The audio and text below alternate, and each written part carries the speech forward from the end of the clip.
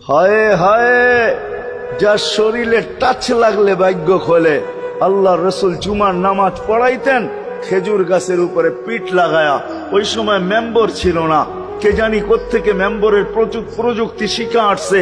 আইসা বলছে, ইয়া রাসূলুল্লাহ, মেম্বর বানায়া দেই। আর কতদিন দাঁড়ায় দাঁড়ায় খুতবা দিবেন? মেম্বরে উঠবেন, বসবেন, খুতবা দিবেন। তো খুদ মেম্বর যখন বানায়া দিছে, আল্লাহ রসুলেরও পছন্দ হয়েছে। দাঁড়ায় দাঁড়ায় আর কতদিন খুতবা দিব? মেম্বরে পা রাখতে দেরি, শুকনা খেজুর গাছ বাচ্চার মতো কানতে দেরি করে নাই।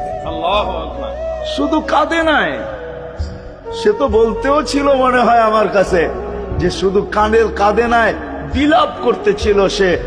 কোত্থেকেই ব্যক্তি আসলো, সে কোত্থেকেই মেম্বরের প্রযুক্তি পাইল, আর মেম্বরই বা কোত্থেকে বানাইলো? আমাকে বঞ্চিত করলো তো করলো কেন?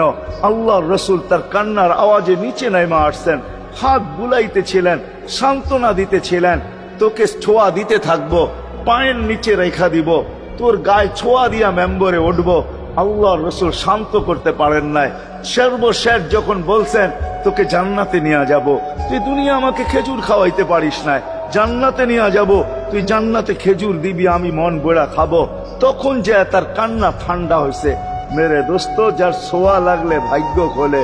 আবু তালেব তো বুকে ঘুমাই, মুহাম্মদুর রাসূলুল্লাহ তো আবু তালেব।